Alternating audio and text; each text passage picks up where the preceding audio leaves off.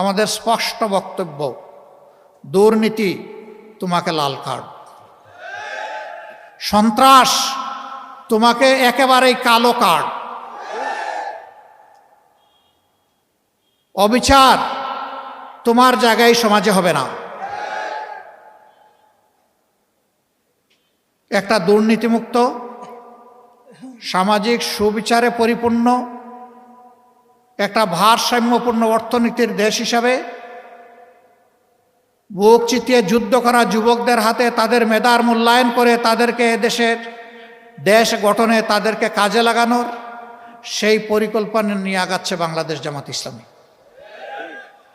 আমাদের অঙ্গীকার একেবারেই স্পষ্ট, আমরা শিক্ষা স্বাস্থ্যকে সবচেয়ে বেশি গুরুত্ব দেব। কারণ একটি ভালো জাতি গড়তে হলে অবশ্যই আমাদের একটা ভালো শিক্ষা ব্যবস্থা লাগবে। আমাদের শিক্ষা ব্যবস্থা ভালো নেই। একটা ভালো জাতি গড়তে হলে অবশ্যই সুস্থ সবল আমাদের সন্তানদেরকে চিকিৎসা দিয়ে গড়ে তুলতে হবে।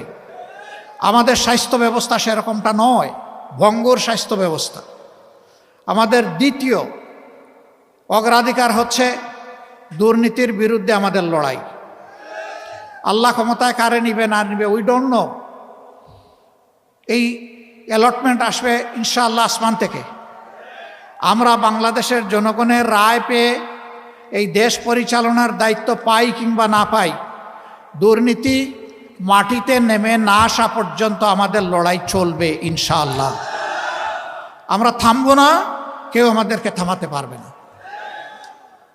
আমাদের তৃতীয় অঙ্গীকার, সবার জন্য ন্যায় বিচার। এটার থেকে গরিব ধনী দল ধর্ম নির্বিশেষে কেউ যেন বঞ্চিত না হয়, সবাই যেন